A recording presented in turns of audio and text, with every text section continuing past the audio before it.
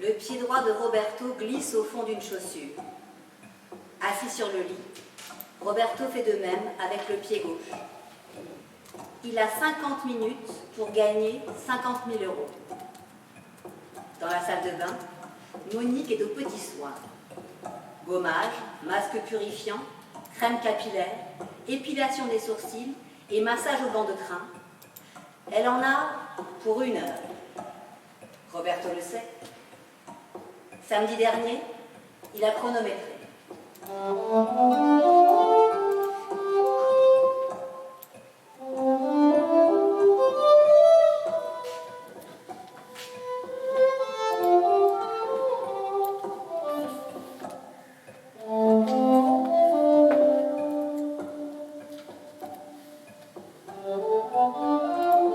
Devant la porte de la salle de bain, Roberto écoute le doux murmure de l'eau jaillissant du pommeau de la douche. À pas feutrés, il vient saisir son pardessus suspendu au porte-manteau du couloir d'entrée, puis il quitte l'appartement. Personne dans l'escalier. Roberto se glisse dans l'arrière-cour. La nuit est froide, muette. Les façades des maisons se fissurent sous le poids du sommeil. Roberto emprunte une petite ruelle qui chemine entre un mur lépreux et des garages privés. Il longe la rue du Grand Verger sur une vingtaine de mètres, puis s'engouffre dans une cour bordée de palissades. La porte de la remise s'ouvre sans bruit. Roberto a pris soin de graisser les gonds lorsqu'il est venu déposer les 2 bidons d'essence jeudi dernier. Ils attendent sagement dans un coin, cachés sous un vieil imperméable que Roberto s'empresse de revêtir. Il transpire. Un sourire fébrile court sous sa moustache. Depuis les narines jusqu'au menton, celle-ci forme un arc de cercle dont les extrémités plongent volontiers dans le minestrone, telles des mouillettes. Roberto est maigre, peu doué pour les choses sexuelles, mais il plaît aux femmes, surtout à sa nouvelle épouse. D'ailleurs, grâce aux économies de Monique, Roberto s'est offert une pizzeria, décorée de poutres en polystyrène expansé.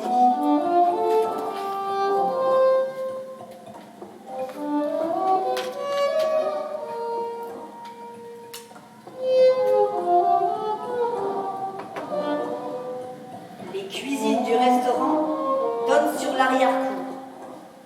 Roberto déverrouille la porte d'accès. Aucun son strident pour en signaler l'ouverture. Logique.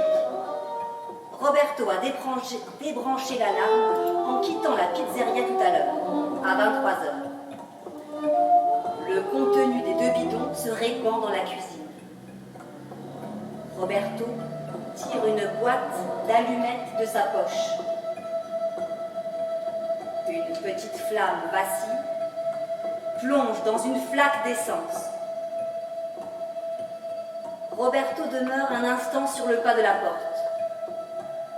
Pris dans un nuage de feu, plafond et murs fondent comme du beurre.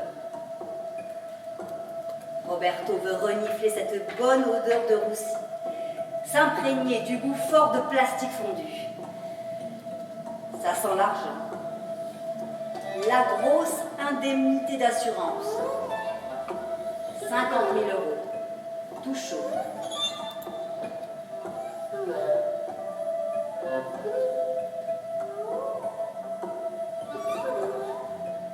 À minuit 10, les brigadiers Claudin et Boulard se présentent au domicile de monsieur et madame Danza. Roberto, qui ronfle depuis 5 minutes, quitte à regret la couette douillette. Monique, elle, est toujours sous la douche. Dans le salon, Roberto écoute le rapport des brigadiers d'une oreille distraite. Incendie foudroyant. Tout a brûlé. brigadier Claudin se penche sur son petit carnet. D'après les premières constatations, on pense qu'il s'agit d'un incendie volontaire, M. Lanza. Roberto entend un faible murmure qui lui parvient depuis la salle de bain. L'eau ruisselle doucement contre le rideau de la douche. Roberto jubile. Il pense à son alibi. Pour une fois que Monique lui sert à quelque chose. C'est pas tout, M. Lanza. La voix du brigadier Claudin se fait moins nette. Les pompiers ont retrouvé quelque chose dans votre pizzeria.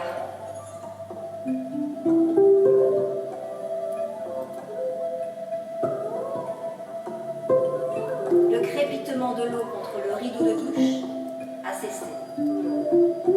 Assis sur le panier à linge sale, Roberto regarde la chemise de nuit bleu ciel de sa femme, posée sur le tabouret de la salle de bain. Le savon est sec. Elle ne s'est même pas douchée. Tout à l'heure, quand Roberto enfilait ses chaussures, elle est sortie, en cachette. Empruntant la ruelle étroite, puis la rue du Grand Verger, elle a rejoint Martial, le cuistot du bel canto. Roberto ignorait qu'il s'offrait des confidences tactiles sur une banquette du restaurant. Chaque samedi, depuis 3 mois. On doit vous demander de nous accompagner pour identifier le corps. Le brigadier Claudin soupire. C'est pas beau à voir, monsieur Lanza. Homicide volontaire avec préméditation. Crime passionnel. Roberto fut arrêté par la brigade de gendarmerie de la commune de Famec le lendemain du sinistre.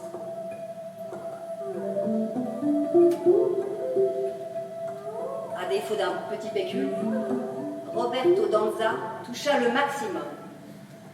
20 ans de prison ferme.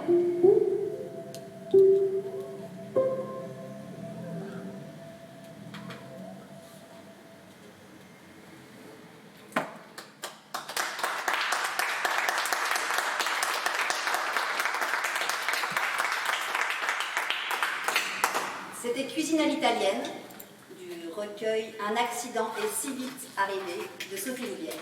Merci beaucoup Delphine et Annabelle. Il est là, Sophie Loubière, c'est le dernier recueil de nouvelles que vous avez publié. C'était en fin de l'année dernière, ou juin 2020, c'est ça. Et on en parlera bien entendu, et on va parler bien sûr de nouvelles. Peut-être Benoît Fourchard, avant de présenter tout le monde et avant d'aborder la question de la nouvelle, présenter le festival, puisque cette rencontre et cette lecture amorce, ou en tout cas est un avant-goût de ce festival, 12 000 signes, qui met en avant ce genre de la nouvelle depuis maintenant 2 ans, avec une année 2020 avortée, mais une année 2019 qui s'était plutôt bien déroulée. Peut-être 2 mots sur cette volonté pour vous de valoriser, de mettre en avant ce genre. Oui, donc ça s'appelle les 12 000 signes. Donc la première édition a eu lieu effectivement en novembre 2019. La deuxième aurait dû avoir lieu en novembre 2020, a été repoussée pour les raisons qu'on connaît. Et donc avec l'idée, depuis le départ, depuis longtemps même déjà, de mettre en lumière la nouvelle, on va dire, qui est un genre qui est trop souvent négligé par les médias. Les éditeurs sont jamais très friands pour en publier. Un petit peu quand même, on va en parler, mais... Et du coup, les lecteurs, ils suivent pas toujours non plus, et on se rend compte qu'en faisant découvrir ce petit objet littéraire à des auditeurs, des spectateurs, on se rend compte que les gens, ils sont avides de ça. Là, on en a un petit exemple d'une nouvelle très courte, mais qui nous raconte tout un univers quand même. Et donc l'idée, c'est de pouvoir mettre en valeur donc ce festival a pour but de mettre en valeur ces nouvelles, mais aussi par la forme musicale qui vient avec. Donc il y a 3 musiciens, donc il y a Annabelle, il y a Monsieur Facci Ponte en personne, qui est là, et Antoine Arlot, et puis 3 lecteurs, donc Delphine, Coco Bernardis et moi-même, qui donc mettront en voix et en musique, des nouvelles notamment de Sophie et de Nicolas. Et de Nicolas Mathieu. Alors, effectivement, petit comité, hein, bien évidemment, épidémie oblige, on se retrouve ici à la bibliothèque de Nancy pour ce début, pour cette rencontre. On va essayer peut-être ensemble de questionner, et j'ai la chance d'avoir 3 écrivains qui, tous les 3, ont écrit sur plein de genres différents, romans, nouvelles, scénarios aussi. Je crois même que Nicolas Mathieu a aussi écrit des scénarios. Vous naviguez entre différents genres. Peut-être c'est l'occasion aussi de se poser la question si on écrit différemment, et particulièrement pour la nouvelle, si c'est plutôt le fait de commande ou si c'est plutôt parfois une flemme ou entre 2 romans on écrit 2-3 nouvelles comme ça, ou alors, et peut-être que je vais commencer par ça, c'est peut-être une façon, quand on est jeune, d'entrer en littérature. Et je vais commencer par vous, Nicolas Mathieu, parce que certes, il y a ces 2 romans qu'on connaît, dont Leurs enfants après eux, prix Goncourt en 2018, mais je lisais que vous aviez fait assez jeune. Alors, il y a a priori un roman écrit à l'âge de 20 ans, mais qui est dans les tiroirs. La fameuse purge narcissique. Voilà, la purge narcissique. Mais que vous aviez très jeune participé à quelques concours de nouvelles et vous aviez même gagné quelques-uns. Est-ce que ça, c'est vrai? Ouais. Est-ce que vous vous en souvenez? Est-ce que ça a été une façon pour vous d'entrer en littérature? Alors, oui, je m'en souviens. Il ne faudrait pas laisser entendre que la nouvelle est un genre mineur ou qu'on le fait par défaut, quoi. C'est un objet littéraire qui a ses règles, sa noblesse et une grande histoire. Mais c'est vrai que pour commencer, c'est quand même pas mal, quoi, parce qu'on est... Comment dire, c'est un bon entraînement et j'en lisais, j'ai essayé d'en écrire et puis il y a partout en France des concours qui s'organisent, notamment pendant longtemps le concours du Crous, le concours universitaire de la nouvelle.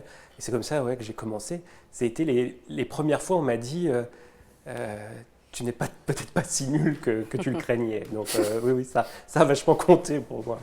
Alors oui, je le dis avec humour effectivement sur le fait que c'est peut-être entre 2 choses, mais on verra effectivement les caractéristiques de la nouvelle. De grands auteurs ont été de grands novellistes aussi. On verra aussi que pour tous les 3, on retrouve ce qui vous anime dans l'écriture, dans les nouvelles, parce qu'il y a ce jeu de l'épure où on enlève peut-être des choses pour aller à l'essentiel, et ce qui vous intéresse, c'est notamment la forme du roman noir, pour tous les 3 aussi.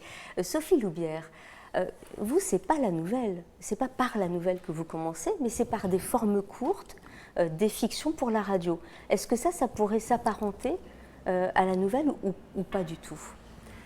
Ah oui, tout à fait, puisque le texte qui vient d'être lu a été écrit au départ pour la radio. C'était une commande des ateliers de création de Radio France, dirigée à l'époque par le scénariste de cinéma et de télévision Jacques Santamaria, qui cherchait des nouvelles écritures, des nouvelles voix de l'écrit pour une collection qui s'appelait Les Petits Polars de Claude Chabrol.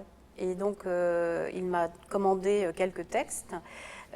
Et ces textes donc, ont été lus par Claude Chabrol et ont obtenu le prix, mon premier prix littéraire, qui était le prix remis par la SACD, la Société des auteurs et compositeurs dramatiques, voilà, en 1995. Donc, c'est un texte qui a 25 ans. Et ça prouve qu'il y a 25 ans, finalement, soit je n'ai pas évolué, soit j'espère que j'écris mieux que ce que j'ai écrivé à l'époque. Mais en tout cas, ça tient encore la route et c'est une grande satisfaction parce que, comme mon illustre voisin, je manquais vraiment beaucoup de confiance en moi dans l'écriture. Alors, depuis, il y a eu une dizaine de romans en une vingtaine d'années. Scénario ou pas? Vous n'avez pas écrit de scénario, vous, hein? Je regardais pour Benoît Fourchard et Nicolas Mathieu. Il y a eu du scénario, mais pas vous, hein, je crois. Il y a eu des galops d'essai, mais pas de... Voilà. Alors que vous êtes... Et là aussi, je pense que je vais faire pas mal de ponts entre vous 3, mais il y a un amour du cinéma, une appétence pour le cinéma, pour tous les 3. Et je me posais même la question, à un moment donné, du rapport qu'on pourrait faire entre un film, qui est finalement un temps très court, 2h30, 3h, et une nouvelle, qui là aussi est bref. Et je me demandais si on ne pouvait pas de temps en temps faire aussi un parallèle entre cinéma et nouvelle, mais on le verra peut-être tout à l'heure. Benoît Fourchard, vous ne commencez pas par la nouvelle, mais par le théâtre. Comédien, metteur en scène, écrivain maintenant depuis quelques années. Vous écrivez des romans, mais aussi des romans pour la jeunesse et des nouvelles depuis maintenant quelques années. Vous, la forme courte d'abord, c'est le théâtre. C'est du texte pour être lu, pour être dit, pour aller sur scène. Oui, pour être joué, même pour être monté, etc. Et c'est vrai que les premières nouvelles que j'ai écrites dans la fin des années 90, début 2000, on va dire, beaucoup du premier recueil que j'avais fait, qui est publié à la Dragonne, un certain nombre de nouvelles avaient été écrites dans l'idée aussi d'une forme théâtrale. Donc en fait, il y a un pont qui se fait, une perméabilité entre l'écriture théâtrale et l'écriture de nouvelles, en l'occurrence pour certaines, quoi. Puis après, au fur et à mesure, ça c'est devenu une forme à part entière, quoi. Et moi, je pense que la nouvelle, c'est vraiment un genre, c'est une fin en soi. C'est pas, je crois que ça serait une erreur de dire que c'est un galop d'essai ou enfin une erreur, non, c'est pas ce que je veux dire, mais ce serait plus. C'est pas une esquisse de roman, c'est vraiment quelque chose. C'est comme si on voulait comparer un court métrage avec un long métrage. Le court métrage, c'est vraiment, il y a un travail particulier, il y a une écriture particulière, il y a une forme d'aller à l'essentiel. C'est vrai qu'on peut se permettre des digressions dans un roman. C'est plus compliqué dans une nouvelle. Mmh. Alors, il y a des grands romanciers. Donc moi, je préfère nettement les nouvelles. Hein. C'est le cas d'Hemingway, que sur la longueur, je trouve ça assez relou, en fait. Enfin, c'est pas, alors que ces nouvelles, vraiment, là, il y a une maîtrise, c'est vraiment à l'os. C'est là où il donne le maximum. Et Salinger, pareil. Hein. Moi, c'est dans les nouvelles que je le préfère. Et puis un bon romancier ne fait pas forcément un bon novelliste non plus. Peut-être qu'on peut d'ailleurs parler des caractéristiques de la nouvelle, s'il y en a. Est-ce qu'il y a des caractéristiques généralisées? Est-ce qu'il y a un mode d'emploi pour écrire une nouvelle où chacun se fait son propre mode d'emploi, sa propre contrainte? La notion de contrainte, d'ailleurs, Nicolas Mathieu, je crois que ça vous plaît pour les nouvelles, en tout cas pour la contrainte concernant déjà une commande, parce que pour vous, en l'occurrence, les deux nouvelles que vous publiez là, puisque c'est le dernier ouvrage qui vient à l'instant de paraître, qui réunit deux nouvelles, toutes les deux ont été des commandes. Une pour le journal Le Monde, je crois, et une autre d'un éditeur. C'est ça. Hein, d'ailleurs, la première, Rose, je crois que c'est pendant un festival. On peut le dire, je l'ai lu, je ne sais pas où, mais... Oui, c'est un directeur de collection qui a profité du fait qu'on avait un peu bu trop de vin blanc et qui m'a fait m'engager à lui écrire une nouvelle. Donc après, j'étais bien obligé de tenir ma parole. Et ça a donné Rose Royale, qui est encore une histoire de boisson d'ailleurs. La contrainte, moi j'aime bien l'idée de la contrainte, voilà, de la commande, parce qu'on a encore trop souvent, je crois, cette mythologie de la littérature comme art inspiré. Et c'est quand même beaucoup en fait d'artisanat, de travail, de discipline, d'effort. Et la contrainte rentre aussi là-dedans. C'est producteur, la contrainte, c'est pas uniquement castrateur. Et pour revenir au début de votre question, le mode d'emploi, il y a toutes sortes de nouvelles. Enfin, chez Borges ou Tchekhov, c'est pas du tout la même chose. Mais moi, l'idée que je m'en fais, c'est qu'il faut qu'il y ait une efficacité dramaturgique maximale. Il faut qu'on soit vite dans le cœur du... Et puis il y a la question, et ça, Baudelaire en parle, parce que quand il traduit Edgar Allan Poe, il en parle déjà au XIXe siècle, la question de la chute. C'est quoi à la fin la bascule pour produire la petite jouissance si particulière de la lecture d'une nouvelle? La chute qui vient rapidement, c'est ça. Oui, quand même. À l'inverse d'un roman qui peut s'étaler à la fin. Et un roman qui n'a pas besoin de chute, je pense. Où on peut... voilà, après, je ne vais pas monopoliser. Mais alors que la nouvelle, moi, je peinerais à faire une nouvelle où il n'y ait pas de chute. Je reste sur vous, sur les contraintes, et puis après, je ferai le tour aussi des différents modes d'emploi. Et Sophie Loubière a un mode d'emploi très précis et très personnel sur les nouvelles. La première contrainte, c'est quand même la brièveté de la nouvelle. C'est un nombre de signes. Le festival s'appelle le 12 000 signes. Là aussi, ça, c'est une première contrainte. Vous nous avez donné l'habitude, alors il n'y a que 2 romans, mais 2 romans quand même longs, où il y a de la respiration, où il y a des moments qui peuvent s'étirer. Hein, on peut avoir des moments qui s'étirent. Là, dans la nouvelle, on ne peut pas laisser le temps s'étirer, si je ne me trompe pas. Non, et c'est aussi une forme d'ascèse. C'est-à-dire qu'un roman, il autorise le bavardage, la digression. Et moi, c'est une pente contre laquelle je lutte. Moi, j'écris trop. Et donc, quand je réécris, en fait, je coupe. Et la nouvelle, c'est vraiment un bon exercice pour ça, parce qu'il faut qu'il y ait 0 déchet. Et puis, ça incite à faire quelque chose que je trouve vraiment de plus en plus intéressant, moi, qu'on sent très fort. Je parlais d'Hemingway, il y a ça très fort chez lui, mais chez des gens comme Carver. C'est peut-être détourer des vides. C'est-à-dire que ce qu'on écrit, c'est peut-être moins important que ce qui est laissé à la suggestion ou à l'imagination, le hors-champ du texte. Et quand on a peu de place, en fait, on est obligé de produire des mécanismes comme ça. Dans la nouvelle de Sophie, là, elle est presque behavioriste, elle décrit beaucoup ce qui se passe. On n'est pas invité à aller dans l'esprit des personnages. Donc tout ça, ça reste à notre charge. Ouais. Et là, c'est une littérature qui sert d'amorce à l'imaginaire. Et c'est vachement bien. Oui, c'est vrai, c'est vrai que ça ouvre un imaginaire assez large, hein, tout ça. Autre contrainte, m'a-t-on dit, pas trop de personnages dans les nouvelles.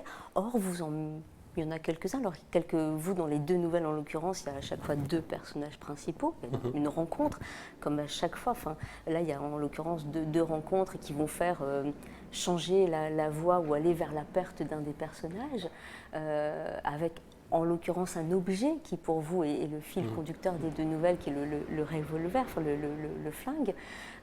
Mais il y a quand même quelques personnages autour. Ça, vous ne vous privez pas de mettre plusieurs personnages. En plus, un personnage, ça se campe vite. Hein. Parfois, un nom, un détail, et parfois même seulement un nom, quoi, ça suffit, une ligne de dialogue. Donc, non, moi, je ne me restreins pas là-dessus. C'est ça, pour le coup, ce n'est pas une contrainte que je me fixe. Non, c'est plus vraiment l'épure, la chute, l'efficacité. En même temps, il faut réussir à produire un petit monde, quoi, qui se tienne. Ouais. Sophie Loubière, c'est ça, un petit monde qui se tienne? Oui, tout à fait. C'est partir d'une idée et autour, en fait, l'isoler, créer le petit cocon et fermer. Voilà, cette petite boucle finale, tirer le fil et le couper. Enfin, vraiment, ça doit être un petit paquet, quoi. En revanche, j'aime beaucoup les nouvelles qu'écrit Joyce Carol Watts, qui ne se terminent pas. Ce sont des nouvelles qui nous invitent à aller plus loin, à imaginer la suite. Ce ne sont pas des nouvelles à chute.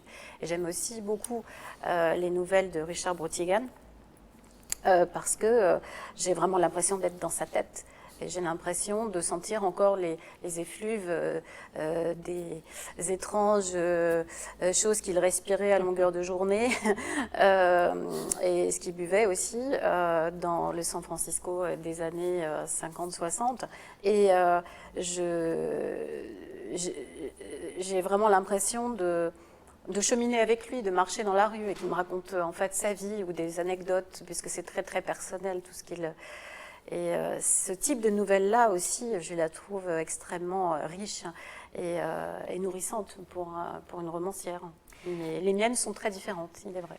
L'épure, mais on se permet quand même le détail. Ça ne veut pas dire pas de détail, parce que les détails chez vous tous sont importants. Un détail, ça dit beaucoup. Un objet, quelque chose de précis dans le visuel aussi pour raconter l'histoire, ça c'est important aussi dans les nouvelles. Oui, puisque souvent tout part d'un détail. Et celles qui sont réunies dans ce recueil sont censées aussi s'adresser à un public très large, aussi bien à des adolescents que des adultes.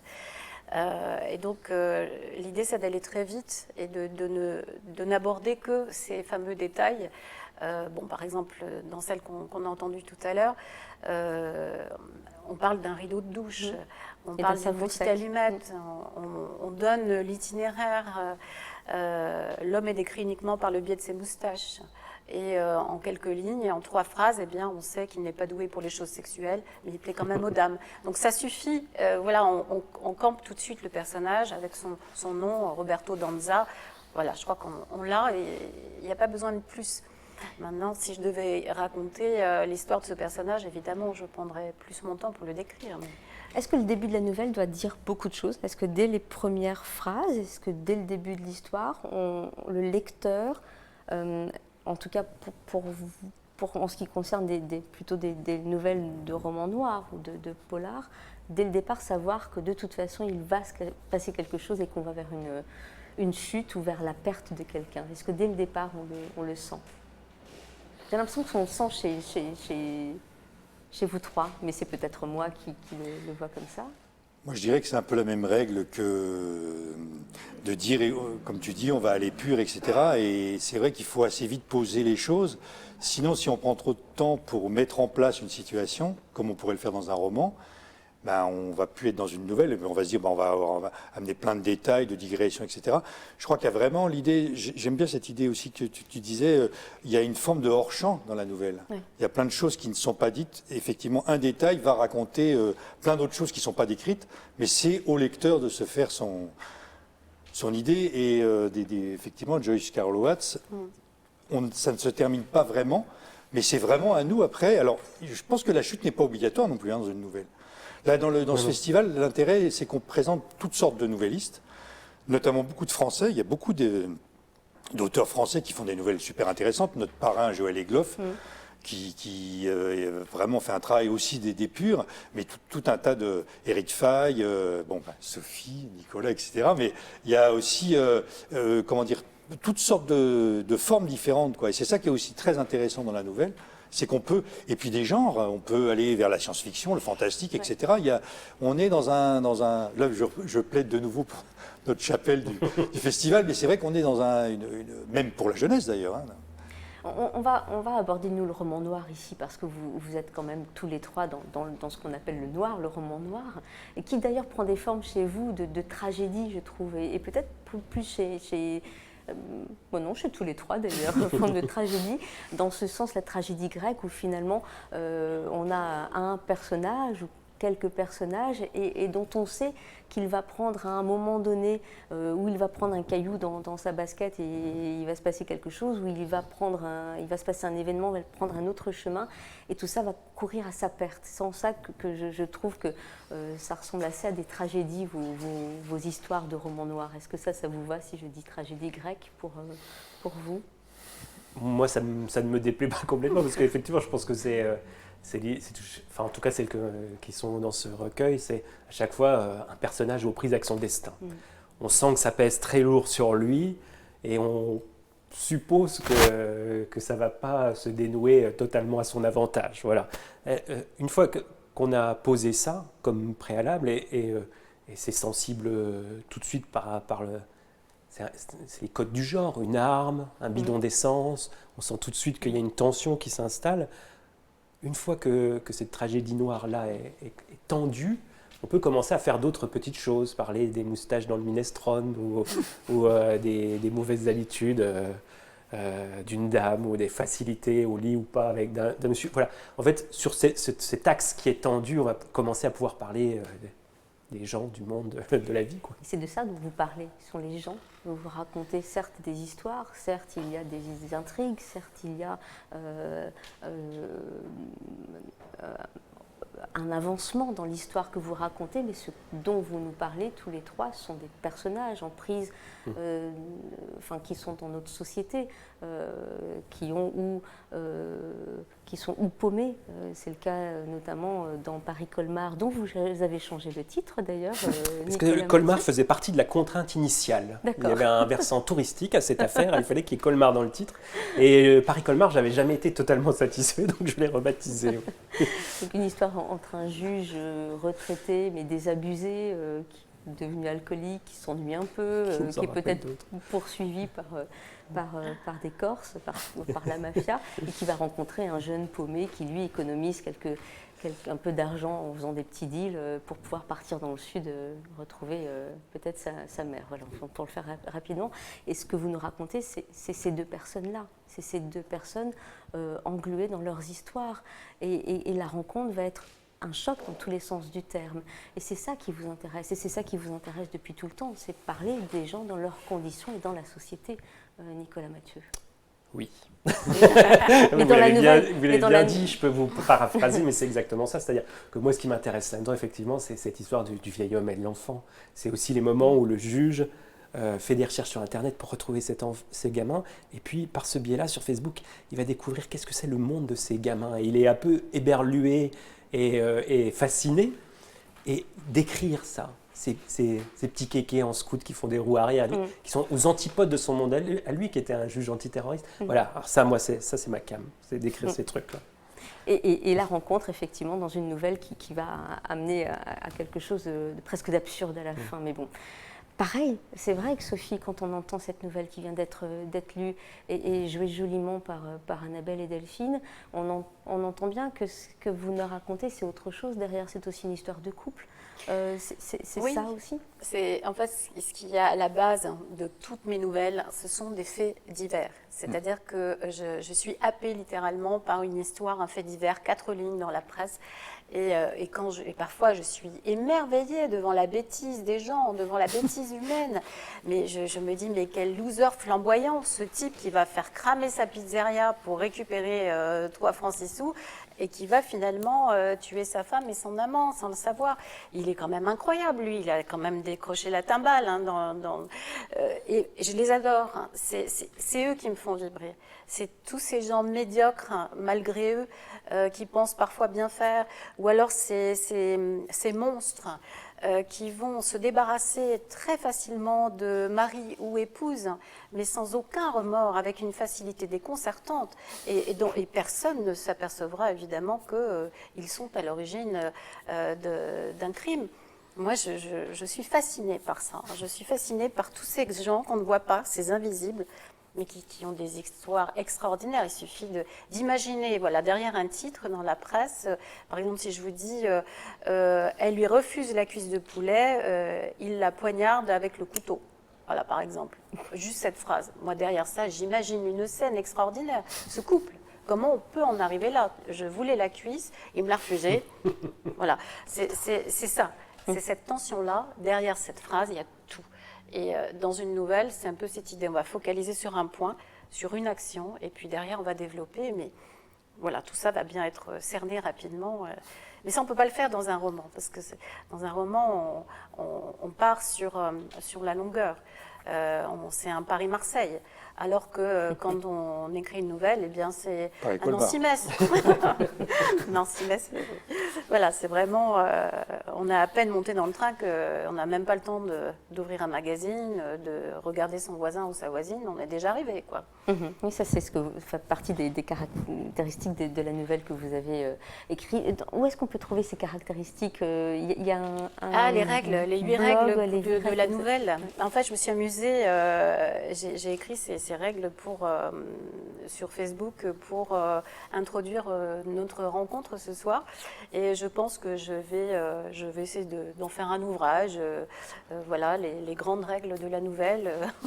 Non, je plaisante. J'ai vraiment fait ça pour cette soirée, mais ça pourrait être intéressant de le mettre en introduction du recueil de nouvelles de l'atelier de création qu'on a mis en place dans le cadre de la résidence à Nancy, ma résidence d'auteur, où je fais travailler des profanes qui ont écrit des nouvelles très croustillantes et réjouissantes. Donc on va publier un petit recueil à la fin de la résidence et je pense que ce texte sera mis en introduction. C'est plutôt voilà. Pas mal. Benoît Fourchard, vous êtes forcément d'accord avec ce qui vient d'être dit sur effectivement les personnages et leur situation et le côté absurde dont on tire un peu les fils pour raconter des histoires. Bien sûr, je rebondis sur ce que tu dis par rapport aux faits divers. C'est vrai que souvent, là, je repense à fait des nouvelles qui sont aussi dans Humeur, là, qui sont basées sur des faits divers réels, donc c'est-à-dire des choses effectivement qu'on chope dans la presse comme ça, un titre, etc. J'ai même fait effectivement mener également un atelier d'écriture autour du fait divers et donc juste une phrase tirée de...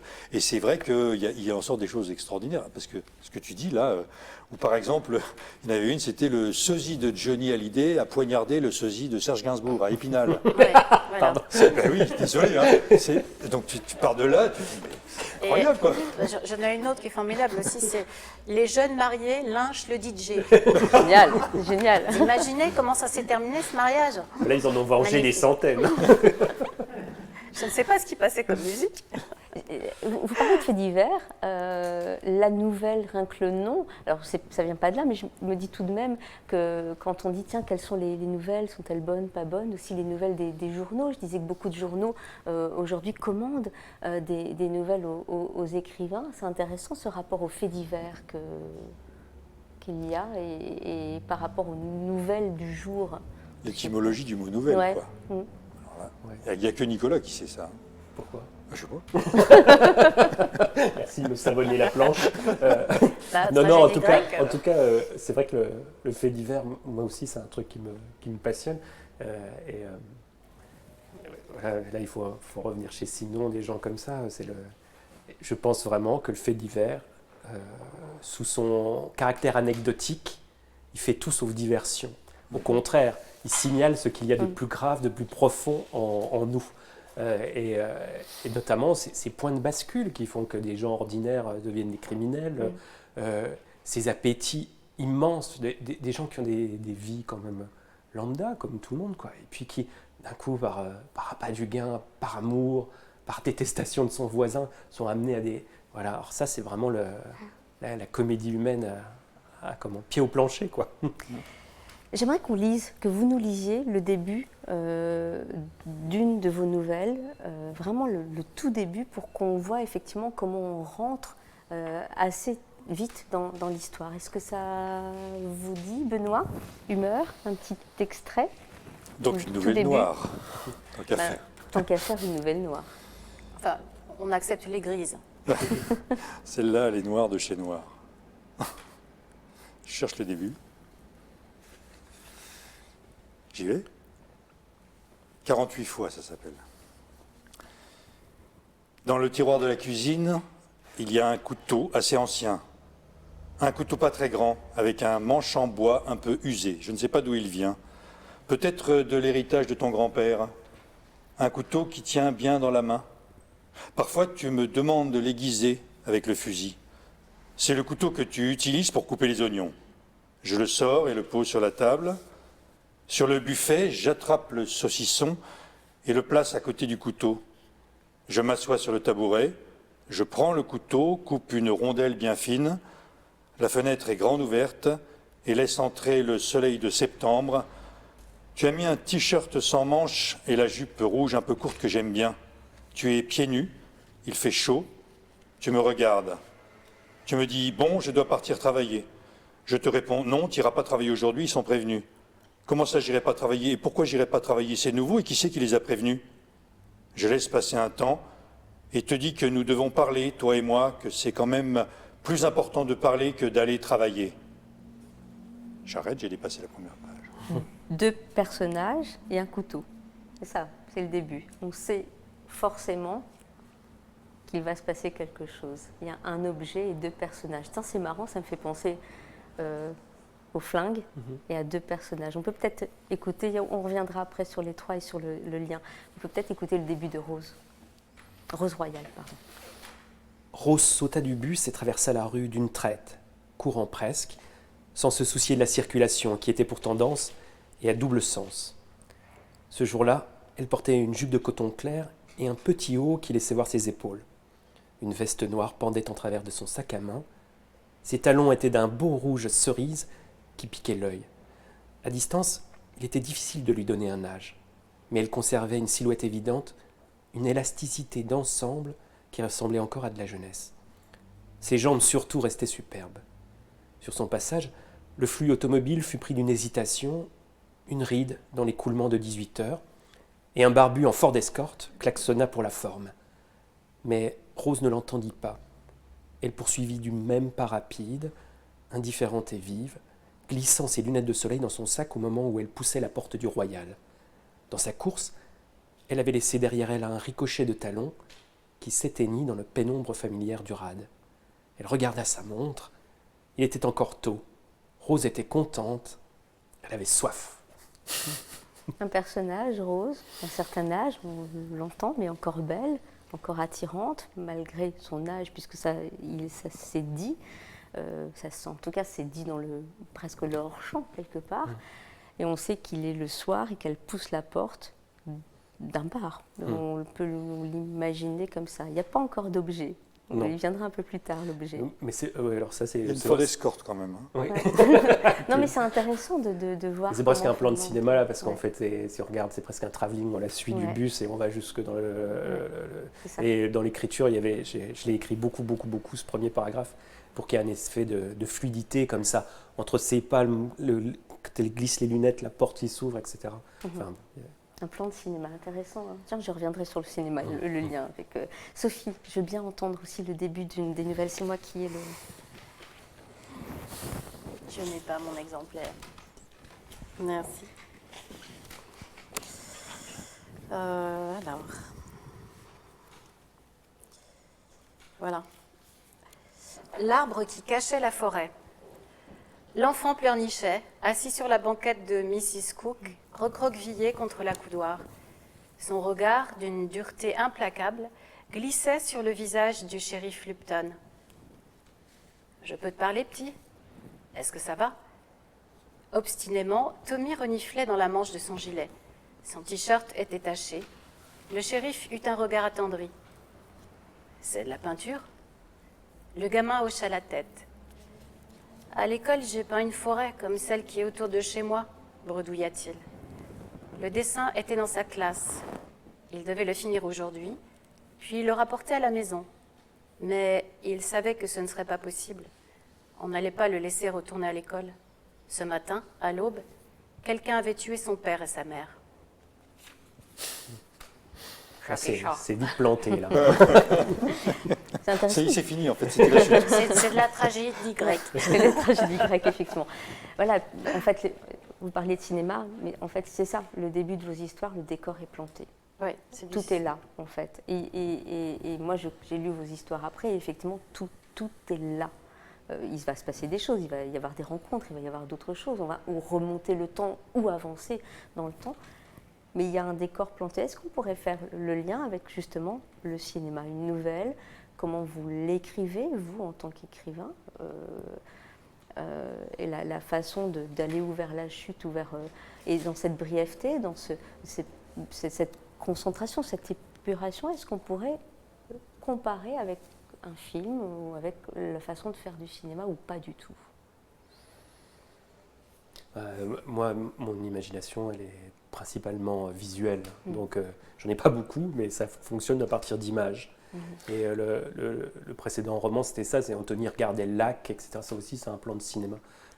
Donc, je pars pas de thème, je pars pas d'idée, j'ai pas de volonté démonstrative, je pars d'un personnage et d'une image. C'est ça qui me... Pour écrire, il faut trouver les objets, les choses qui fouettent le désir. Alors chacun a son truc, il y a des idéologues, il y a des fous du style, moi c'est des gens et des images qui me donnent envie de déplier du texte. Sophie? Mon écriture, elle est à 100% cinématographique, c'est-à-dire que chez moi, le process, c'est la visualisation. Et pour visualiser mes scènes, j'écoute de la musique de film, donc je suis vraiment à 100% dans le cinéma. Je me fais du cinéma. Et je me projette les scènes. D'ailleurs, souvent, mes romans commencent soit par un cut sur un gros plan sur le début d'un dialogue. Donc on entre directement dans une discussion, soit on a un travelling, si on part du ciel, on descend, on rentre à l'intérieur de la maison, ou on suit une voiture, et puis finalement on va... Enfin, systématiquement, j'installe, j'amène aussi les parfums, les saveurs, ça on n'a pas au cinéma, mais tout ça est amené aussi, c'est un tout. Et voilà, j'écris vraiment de manière cinématographique et malheureusement, ce que je projette dans ma tête n'est pas forcément ce que le lecteur va se projeter. Et je suis parfois très frustrée de ne pas réussir ce tour de force, c'est-à-dire de réussir à écrire de telle manière que n'importe quelle personne qui me lirait aurait exactement les mêmes images. C'est un fantasme. Impossible. Benoît? En même temps, c'est bien aussi de laisser la place au lecteur, que lui-même se fasse son film. Et je crois effectivement qu'on écrit, peut-être tout le monde, je ne sais pas, enfin, à partir oui, mais tout lecteur n'est pas forcément un bon réalisateur. Non, mais bien sûr. Mais après, c'est nous qui lui donnons un petit peu du grain à moudre, si on peut dire. Par rapport au cinéma, l'intérêt, c'est qu'il peut... C'est très multiple, finalement, ce qu'il peut imaginer. Le film, et on le contraint un petit peu à voir ce qu'on a tourné. C'est vrai que dans une écriture... Alors, par rapport au processus d'écriture, moi, je suis aussi pareil. Pour moi, j'ai un film qui se défile dans la tête, quoi, qui se construit, et c'est à partir de ça que j'écris l'histoire. Et peut-être à l'inverse de ce que tu dis, Nicolas, moi j'ai besoin d'avoir une structure assez serrée, même pour une nouvelle, alors moins évidemment que pour un roman ou autre, mais de savoir où je vais et de connaître un peu mes personnages, même si on en dit très peu. Effectivement, une moustache peut suffire à décrire, mais néanmoins, j'ai besoin de connaître le personnage, sa situation, ce qui va se dérouler, la structure de l'histoire, etc., et savoir où ça va, quoi. très souvent, la chute, elle est décidée avant même. Dès que j'ai la situation ou l'idée de la nouvelle, je sais comment elle va se terminer, quoi. Puisqu'on parle de roman noir, est-ce que la nouvelle peut permettre le plus noir que noir? Est-ce que dans la nouvelle, on peut se permettre d'être plus... parce qu'il y a quand même un regard sur la réalité telle qu'elle peut être cruelle. Et ça, vous l'écrivez aussi bien dans les romans que dans les nouvelles. Mais est-ce que la nouvelle laisse la place à des choses plus noires, plus cruelles? Est-ce qu'on se permet d'être plus... Peut-être que oui, parce que du coup, comme on est obligé d'aller à l'épure, on s'installe pas dans une noirceur. C'est-à-dire qu'en fait, elle doit être décrite, voilà, un coup de couteau, on a tout de suite compris. Et ça peut être finalement beaucoup plus noir que d'une longue description. Il n'y a pas de côté voyeur dans ce qu'on va proposer, parce qu'on est obligé d'aller directement sans passer par tout un processus de description un peu gore, etc. Et c'est ça aussi moi, que je trouve intéressant dans la nouvelle, c'est comment est-ce qu'on fait pour donner des émotions avec 3-4 mots, avec un couteau, avec une boîte d'allumettes, avec une Ford Escort, et tout de suite on a quelque chose sans avoir besoin d'expliquer qu'elle date de 1983, qu'elle est blanche avec des rayures rouges. Voilà. Je pense que en fait, la nouvelle est d'autant plus noire parce que la brièveté la rend percutante. Oui, c'est ça. On n'a pas le temps de le développer. Donc, par exemple, dans le recueil Un accident récif est arrivé, il y a l'histoire d'une petite fille. Ça s'appelle Ma photo dans le journal. Et donc, c'est raconté du point de vue de cette petite fille qui a 2-3 ans et qui est très fière parce que dans le journal, il y a une photo de son papa avec un gros poisson. Et elle aimerait bien, elle aussi, un jour, avoir sa photo dans le journal. Le paragraphe d'après, elle dit « Ah bah ça y est, ça va pas tarder, moi aussi j'ai ma photo dans le journal, mais voilà, je pensais pas que ce serait aussi rapide, et puis, mais c'est grâce à maman, et bon, après, c'est une nouvelle sur la maltraitance, voilà. Mais plus on la lit, au début c'est léger, etc., puis j'ai eu des remarques, notamment de jeunes collégiens qui l'ont lu, qui me disent « Madame, elle est dure cette nouvelle ». C'est la vie. Malheureusement, la vie est parfois beaucoup plus dure que ce qu'on écrit. Et la brièveté amène justement cette surprise, le choc du fait divers dans la presse, quoi. Il y a des questions en fait qui vont être posées. Toute dernière question pour le lecteur, est-ce que le fait d'écrire des formes courtes, des nouvelles aussi, peut attirer d'autres lecteurs, certains qui ne sont pas des lecteurs de romans au long cours, ou c'est pas du tout le but? Le tout, c'est qu'ils le sachent. Pour l'instant, ils ne le savent pas trop. Moi, j'ai eu l'occasion de travailler avec un certain nombre de groupes d'étudiants, notamment sur tes textes d'ailleurs, et je me suis rendu compte que ils accrochaient à fond dessus parce que on leur racontait une histoire très courte et ça correspond à un air du temps quand même. Mais sauf que ils le savent pas trop, quoi. Ils connaissent pas la nouvelle. C'est vrai que c'est pas assez médiatisé, c'est le but de ce festival, hein. Mais c'est pas assez connu, c'est pas assez montré, c'est pas que effectivement il y a quelque chose. D'ailleurs, par des moyens qui appartiennent justement à une autre génération, par Internet, etc. Il pourrait y avoir aussi tout un système. Enfin, c'est ce qu'on essaye entre autres de développer dans ce festival, de montrer que la nouvelle c'est quelque chose aussi qui peut appartenir à une génération, une jeune génération, on va dire. Il m'a fallu du temps pour convaincre mon éditeur de publier ce recueil. C'est très compliqué, ça a été un combat, un véritable combat, et sur lequel, évidemment, j'ai laissé toutes les armes financières, puisque mon but n'était pas de gagner de l'argent avec ce recueil, mais enfin de pouvoir aller entre les mains de collégiens et de pouvoir toucher ces jeunes et témoigner notamment de mon parcours particulier d'écrivain dyslexique. Je pense que ça me permet de porter beaucoup de choses. Donc à la fois la nouvelle, amener des jeunes qui ne lisent pas à lire quand même, et puis exister auprès d'eux et témoigner. Mais c'est certain qu'aujourd'hui, on va vers une génération de jeunes qui ne lisent pas ou très peu, et que les tablettes, les téléphones sont d'excellents supports pour lire des textes courts qu'on va lire dans le métro, qu'on va lire dans le bus ou en vacances. Et donc, si les éditeurs étaient un petit peu moins plan-plan et un petit peu plus vers la prospective, et s'ils écoutaient leurs auteurs, je pense qu'on arriverait à créer une très belle collection. C'est vrai que ça, c'est un véritable problème de trouver des éditeurs qui acceptent effectivement, et c'est surtout la petite édition qui le fait. Les grosses maisons d'édition le font quand c'est Nicolas ou autre, mais c'est vrai que avant de rentrer dans ce secteur-là, c'est quand même très compliqué. Et effectivement, les éditeurs, comme tu dis, même toi, tu as eu du mal à le convaincre. Oui, ils n'aiment pas les nouvelles. Ça ne se... Enfin, c'est pas qu'ils n'aiment pas. Les nouvelles ne se vendent pas. Voilà, c'est ça le problème, c'est qu'ils considèrent que c'est pas commercial. Donc, Parce que, et puis aussi, il y a une difficulté chez le libraire de la mise en place notamment des recueils de nouvelles avec différents auteurs. Et alors, où je vais mettre ce recueil? c'est aussi un vrai problème. Il n'y a pas de rayon nouvelles dans les librairies. Avis aux libraires. Ben non, mais on a déjà mis en place cette chose-là l'année dernière dans le festival, effectivement, pour essayer de mettre la focale sur le fait que... Je trouve toujours ça vachement intéressant de faire le lien entre les formes artistiques et le cadre de leur production et de leur diffusion, parce que ça explique quand même beaucoup. Donc là, on voit que c'est difficile à placer en librairie, que les éditeurs ne sont pas chauds parce que personne n'en a vendu depuis Gavalda. Enfin, on connaît tout le truc, quoi. Aux États-Unis, il y a eu une énorme tradition de la nouvelle parce qu'il y avait les magazines. Et que tout le monde voulait débuter là, que voilà, les Fitzgerald, c'est comme ça qu'il a commencé, etc. Et que ça a créé une culture de la nouvelle. Je ne sais pas s'ils lisent beaucoup de nouvelles aujourd'hui maintenant, mais les conditions de la diffusion l'avaient permis, quoi. Aujourd'hui, il y avait un grand article la semaine passée dans Le Monde qui parlait de la renaissance de la poésie en France et qui est directement lié aux réseaux sociaux et à la possibilité de mettre en ligne des formes courtes. C'est lié au canal de diffusion, cette affaire-là. Donc effectivement, tout ça, je veux dire, la littérature n'est pas quelque chose d'évanescent.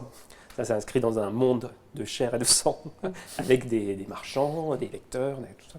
C'est intéressant ça, effectivement. Et puis la poésie qui est en train de... Il y a une nouvelle collection qui vient de se créer avec certains artistes connus, l'Iconopop, où là on remet la poésie au goût du jour. Et effectivement, la nouvelle, c'est aussi lié à la société et au pays. Alors pareil, vous parliez, pour prendre deux minutes sur ça, chaque pays a un peu sa tradition de nouvelles. Vous parliez des États-Unis, mais il y a aussi une tradition russe, une tradition aussi en France. Il y a eu quand même quelques grands auteurs français qui ont écrit de très très belles nouvelles, qui ont été vraiment très bons là-dedans. Donc là aussi, il y a toute une histoire liée aux nouvelles. Peut-être 2-3 noms comme ça, on en a cité beaucoup. Vous avez cité beaucoup d'auteurs que vous lisiez, Nicolas, mais peut-être quelques autres noms, quelques grands novellistes pour vous.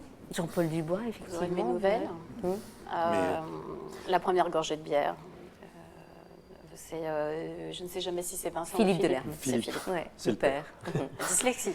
Alors, pareil, là, ça a explosé en vente, effectivement. Alors, qu'on pense de Philippe Delerme, mais ça a été un vrai succès en librairie. Mais il n'y en a pas beaucoup. Il y avait Gavalda, effectivement, il y a une vingtaine d'années, mais moi, je pense à Buzzati dans les années 50, 60. C'est immense. Buzzati, c'est magnifique, quoi. Et par exemple, j'en ai fait découvrir à des jeunes aussi. Ils ont lu Pauvre petit garçon, si vous connaissez cette nouvelle. C'est génial, quoi. En 4 pages, il brosse la portrait d'un pauvre petit garçon. Quand on comprend à la fin qui est ce petit garçon, je ne peux pas le dire parce qu'il s'appelle Dolphy. Oui, Adolf Hitler. Et en fait, c'est vrai que ça fonctionne, mais tout un univers qui se développe. Si on donne des conseils, là, il faut quand même parler un peu de SF, quand même, parce que la SF, il y a une énorme tradition. Bien sûr, fantasy. Philippe Cadic, par exemple. Alors, Cadic, Matheson, et puis plus près de nous, en hard science, Christopher Egan. Alors ça, c'est des choses, c'est vertigineux. À la limite de la SF, peut-être un des plus grands pour moi, là, c'est Borges. C'est dingue, Borges. Il faut lire ça. C'est des textes courts, mais qui sont...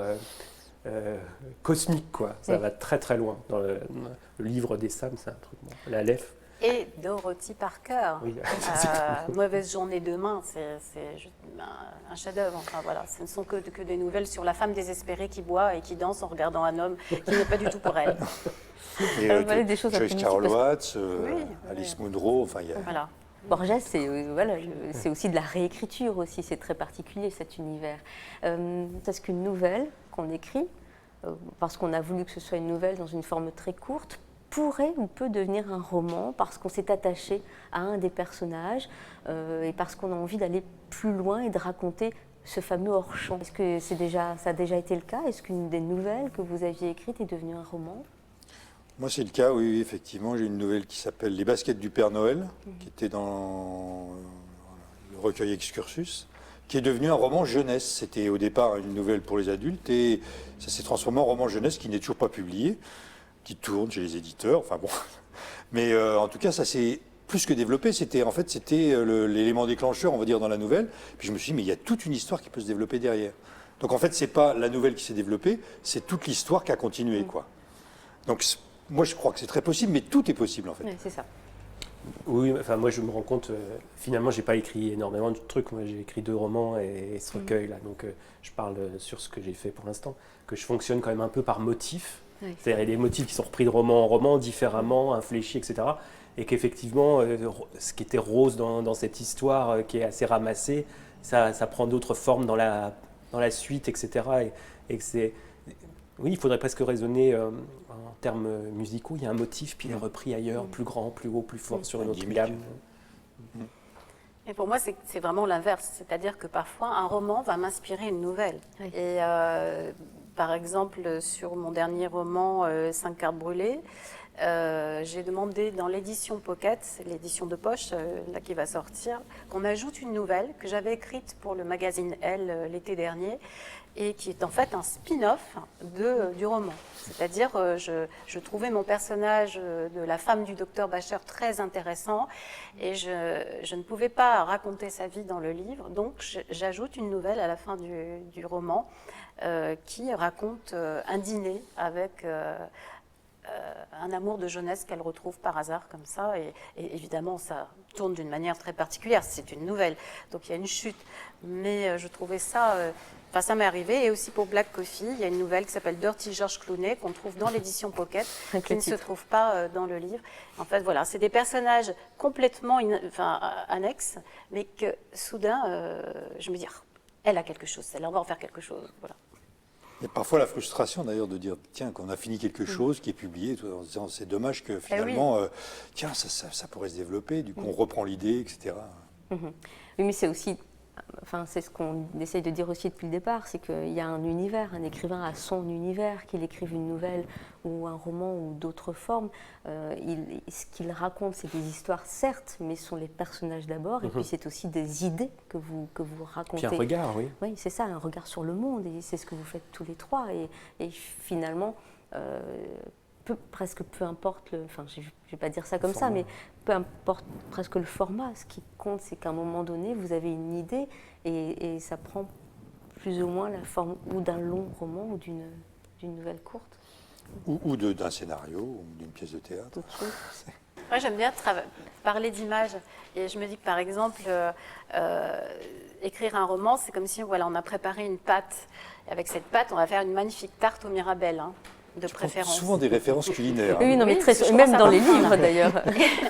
Et ben, il va rester un petit peu de pâte. Oui. Et donc cette pâte qu'on a fait maison avec nos trucs à nous, personne d'autre ne peut faire la même. Ben, on va faire une petite tarte au quetch avec. Voilà. C'est un peu ça l'idée. C'est que ça vient de nous, cette pâte là, et parfois il en reste un peu. On a encore envie d'en faire une. Il y a de la place dans le four.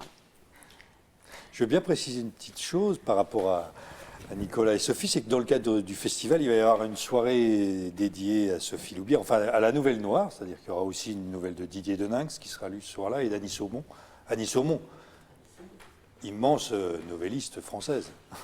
Et donc ça sera le 1er ou 2 juin, je crois, le 2 juin. Et il y aura également la nouvelle donc, de ce juge Wagner, qu'on a vite identifié.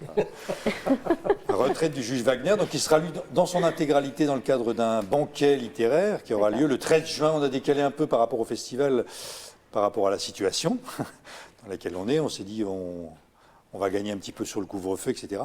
Donc là, comme la lecture fait plus d'1 heure, 1 heure et quart exactement. Donc là, ça va se découper en 4 parties. Les gens mangeront entre 2 parties. Comme on a fait l'année dernière. C'est Crazy Horse en fait. C'est Crazy Horse totalement. Sauf que ça sera en plein air à la MJC des Trois Maisons. C'est quand même. Et à la fin, il y a une tarte aux mirabelles. Ah, ça, je ne sais pas. Cela dit, on va s'arrêter là et puis donner vraiment les dates du festival et donner les références des ouvrages. Mais vous parlez de tarte à la Mirabelle. Je reviens sur les détails parce que même chez Nicolas Mathieu, on sait le plat qu'elle commande, on sait toutes ces choses-là construisent les personnages et construisent ce fameux hors-champ. Moi, je vais retenir ça. Je crois que c'est quelque chose de très important. C'est qu'en fait, rien n'est mis au hasard. Et si on choisit tel plat, et c'est plutôt une tarte à la Mirabelle qu'autre chose, ça ne sera pas mis au hasard non plus. Et ça, c'est très important pour les nouvelles. Si je pouvais le finir comme ça vous va? Le hors-champ et les détails? Ah oui, rien n'est vain, quoi. Tout concourt à l'économie du récit, on va dire, Voilà, pour le faire à vite. lecture, pour faire encore Ce mieux. n'est pas parce que c'est court qu'il faut lire vite. Non, et puis Au il y a contraire, des nouvelles plus presque. longues que d'autres aussi. Comme il y a plein de sous-textes dans les nouvelles, finalement, il y a peu de choses explicatives. C'est vrai que parfois même, on le voit pour travailler sur tous les textes de tous ces auteurs, c'est que parfois, il faut plusieurs lectures pour se dire « Ah oui, tiens, là, c'est peut-être ça qu'il a voulu dire entre deux phrases ». C'est vrai que dans un roman, on va pas ouvrir le débat, mais on va développer les choses, les détails, etc. Là, encore une fois, la nouvelle, il faut qu'on aille... donc on soit aussi beaucoup dans le non-dit, quoi, dans le hors-champ. Et la notion de surprise aussi. La chute à la fin peut nous surprendre aussi. L'envie de revenir et de le relire la nouvelle pour peut-être relire 2-3 choses. Ça, c'est intéressant aussi dans les nouvelles. Nicolas Mathieu, voilà, qui vient de paraître, Rose Royale et la retraite du juge Wagner. Aux éditions chez Babel. On attend le prochain roman. J'ai cru comprendre que c'était pour 2023. Deux. Qu'est-ce que j'ai dit 2022. 2023. 2022. Il est lent, mais quand même. On sera au 6e confinement. Début 2022, si tout va bien. Humeur Benoît Fourchard, ça c'est le dernier aussi, recueil de nouvelles. Est-ce qu'il y a des choses à venir? Je crois qu'il y a pas mal de projets. Oui, il y a route. 2 publications qui devraient venir, mais qui sont un peu retardées pour les raisons, encore une fois, qu'on connaît. Un roman jeunesse et un roman pour les adultes. Et un roman pour les adultes. Sophie, tu as mon livre, le tien, le recueil de nouvelles. C'est des nouvelles qui ont été écrites sur 20 ans, voilà, qui sont réunies. Un accident est si vite arrivé. Et un roman va paraître dans... Le 3 juin, Voilà. de Cendres et de larmes, qui va sortir chez Fleuve Édition. Et 5 cartes brûlées, le prix Landerneau, qui sort chez Pocket, avec une nouvelle en bonus. Benoît Fourchard, les dates du festival Les 12 000 signes. Alors donc ça commence le 28 mai par une soirée avec la remise du prix de la Nouvelle Grand Rue. C'est un concours de nouvelles qui donnera lieu également à l'accueil de notre parrain Joël Egloff. On lira une de ses nouvelles. Et puis ça se terminera donc le dimanche 6 juin par une... Alors il y a plein de choses, dans plein d'endroits. On va lire aussi bien donc à la Douira, mais dans des lycées. On va lire à l'aquarium, au jardin botanique, et dans des lieux extérieurs aussi pour des raisons sanitaires. Donc ça se terminera, il y aura une grande soirée le 5 juin. Là, on va lire beaucoup d'auteurs ce soir-là. Et le 6 juin, il y aura également une balade littéraire sur les bords de la Meurthe. Voilà, et donc il y aura le dessert, le tarte aux Mirabelle ne viendra donc que le 13 juin, pour les raisons que... Donc ça se passera là, ce banquet se passera donc à la MJC, dans le jardin de la MJC Les Trois Maisons, donc en extérieur. Comme il va faire beau à partir du 28, tout va bien. Le 28 mai, effectivement, on annonce le beau temps. Merci beaucoup. Merci. Merci.